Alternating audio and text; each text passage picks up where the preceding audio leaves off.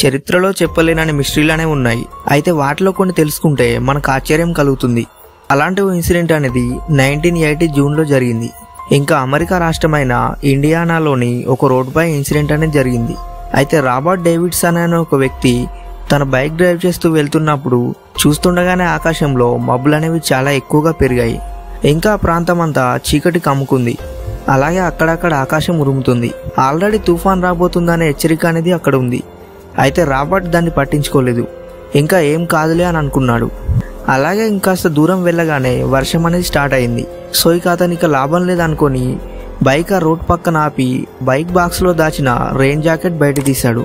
So అతను అలా దాన్ని వేసుకుంటూ ఉండగా ఆకాశం నుంచి వచ్చిన ఒక మెరుపు అనేది అతనిపై పడింది. ఇంకా అతను ఒక్కసారిగా నిల్చున్న చోటే కుప్పకూలాడు. అలాగే ఉలుకు పలుకు లేకుండా అక్కడే పడి ఉన్నాడు. అయితే అది చూసిన కొంతమంది అక్కడికి వచ్చి అతన్ని కదిపారు. కానీ అతను ఉలుకు పలుకు లేకుండా ఉండడంతో వెంటనే వాళ్ళు అంబులెన్స్కి కాల్ చేశారు. అయితే అంబులెన్స్కి కాల్ చేసిన కొన్ని నిమిషాలకే అంబులెన్స్ అనేది ఆ ప్లేస్కి వచ్చింది. అయితే రాబర్ట్ను కదిపేందుకు చాలా ట్రై చేశారు. ఇంకా అలాగే ప్రథమ చికిత్స లాంటివి కూడా చేశారు. కానీ అతనిలో ఏమాత్రం కదలిక అనేది లేదు. సో వాళ్ళ అబ్జర్వేషన్లో విషయం అనేది అర్థమైంది. అదేంటంటే అతని బాడీలోని మెయిన్ పార్ట్స్ అనేవి ఏవీ పనిచేయట్లేదు. ఇంకా వాళ్ళు ఏం చేసినా కూడా అతను బతకడు అని అనుకున్నారు. ఒక పక్క చూస్తే జోరుగా వాన పడుతుంది. ఇంకా అతన్ని అంబులెన్స్లో ఎక్కించారు. అలాగే చుట్టూ చూస్తే ఒకటే వాన. ఆ వర్షంలో వాళ్ళకి ఏమీ కనిపించట్లేదు.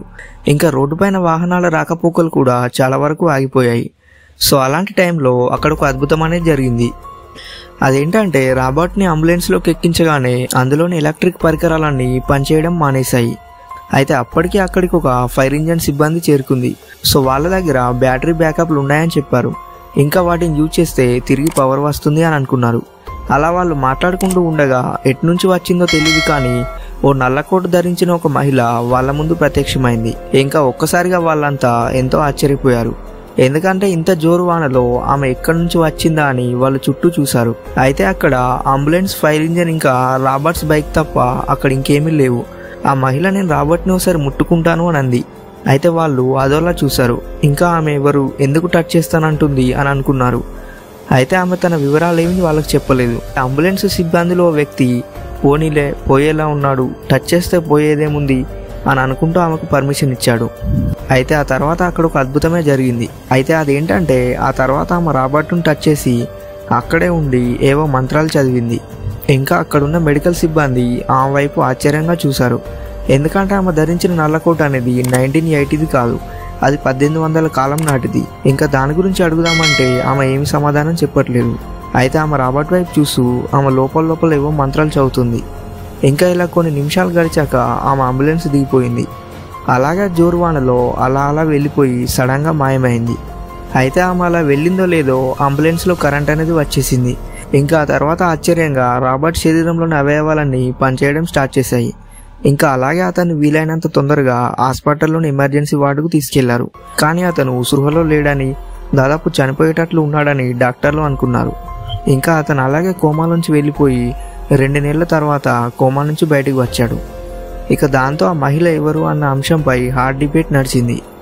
అయితే అసలు ఆమె రాలేదని, ఈ పారామెడికల్ సిబ్బంది ఒక కట్టుకథ అల్లారని కొందరు అన్నారు. అయితే ఇలా అందరూ అంటుంటే లేదు వచ్చిందని వాళ్ళు చెప్పారు. అయితే ఆమె నిజంగా వచ్చి ఉంటే ఆమె ఎవరో చెప్పాలి కదా అని కొంతమంది డిమాండ్ చేశారు. అయితే ఇలా ఆమె ఎవరన్నది మాత్రం ఒక మిస్టరీగా మారింది. అయితే కొంతమంది దయ్యాల పరిశోధకులు రాబర్ట్ను పరిశీలించి ఆమె వచ్చిన టైంలో అంబులెన్స్లో కరెంటు పోయింది కాబట్టి ఆమె 1800 కాలానికి చెందిన ఒక దయ్యం అని చెప్పారు. అయితే వీళ్ళు ఇలా చెప్తే మరికొందరు మాత్రం ఆమె ఒక దైవదూత అని అన్నారు. ఇంకా దానికి ప్రత్యేక కారణం కూడా చెప్పారు. అదేంటంటే రాబర్ట్ రోడ్డుపై పడిపోయిన ప్లేస్లో రోడ్డు పక్కన ఒక భారీ మైదానం ఉంది. ఇంకా అక్కడ 1900వ శతాబ్దంలో పెద్ద ఎత్తున మతపరమైన ప్రార్థనలు చేసేవారు. అయితే వేల మంది అక్కడికి వచ్చి దేవుణ్ణి ప్రార్థించేవాళ్ళు. సో దానివల్ల బ్లాక్ డ్రెస్లో వచ్చిన ఆమె ఖచ్చితంగా ఒక దైవదూత లేదా మత ప్రబోధకురాలు కావచ్చు అని భావించారు. అయితే మొత్తంగా ఆమె ఎవరన్నది మాత్రం ఒక మిస్టరీగానే ఉండిపోయింది. ఫ్రెండ్స్, అలాగే వీడియో నచ్చితే లైక్ చేసి ఇంకా ఇలాంటి వీడియోస్ కావాలంటే మన ఛానల్లో చాలా ఉన్నాయి, వెళ్ళి చూడండి.